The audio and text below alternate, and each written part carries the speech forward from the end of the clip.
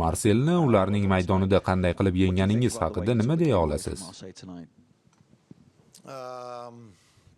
Marselga qarshi o'ynash har doim nihoyatda qiyin. Bunga ularning jo'shqin muxlislari va futbolchilarning o'zi ham sabab.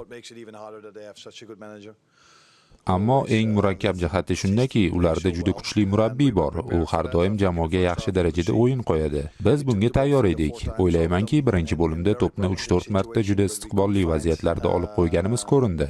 Ammo hal qiluvchi uzatma bilan bo'sh turgan futbolchini topa olmadik. Bir necha bor 4-3 vaziyatlarda chiqib ketdik va o'sha yagona safar uzatma o'tganida juda kichik ofsayd qayd etildi. To'p bilan o'yin borasida esa biz hammasini nazorat qildik. Balki bu so'zni ishlatmasligim kerakdir, chunki so'nggi paytlarda u noto'g'ri talqin qilinmoqda. Ammo biz chiziqlar orasidan futbolchilarni topdik. Hujumlarni zarba berish uchun qulay pozitsiyalarga olib chiqdik. Ikkinchi golni kutishga to'g'ri keldi. Garchi undan oldin ham imkoniyatlar bo'lgan bo'lsa-da. Bilasizmi, bugungi o'yinning bu mavsumdagi boshqa uchrashuvlarimizdan asosiy farqi nimada? Avvallari shunday bo'lardi. 2-0 hisobini qilish imkoniyati bo'lgan paytda to'p ustun yoki to'sinni poylab qaytarardi.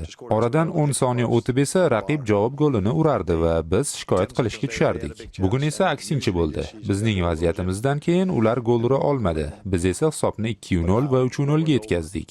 O'yin sifati o'sha, ammo endi odamlar bu haqda butunlay boshqacha gapiradi.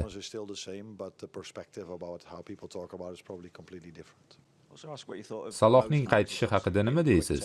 U darhol umumiy guruhga qo'shildi va shunday yorqin o'yin namoyish etdi.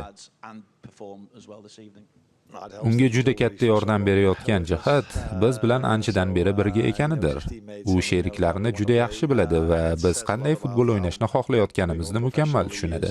Bu uning ulkan professionalligidan dalolat. Milliy jamoada bir oy o'tkazib, shunday holatda qaytdiki, darhol 90 daqiqa davomida to'liq o'ynay oldi. U golga juda yaqin bo'ldi. Kodi yaxshi darajada pas berdi. Odatda Saloh bunday vaziyatlarni golga aylantiradi. Bugun esa omad kelmadi. Biroq bu bizga zarar yetkazmadi, chunki baribir 3 ta gol urdik. Umuman olganda, men juda ko'p yuqori saviyadagi individual chiqishlarni ko'rdim, xuddi Arsenal va Byorliga qarshi o'yinlardagidek.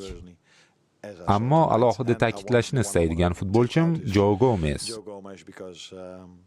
So'nggi 1,5 yil davomida u ko'p o'ynamadi. Ba'zan jarohatlar xalal berdi, ba'zan esa u formaga kirgan bo'lsa ham men uni tarkibga qo'ymadim. Maydonga tushgan kam sonli o'yinlari asosan Liga Kubogi yoki Angliya Kubogida bo'lgan. Bugun esa u ajoyib o'yin ko'rsatdi va 3-0 hisobidagi g'alabamizda nihoyatda muhim rol o'ynadi.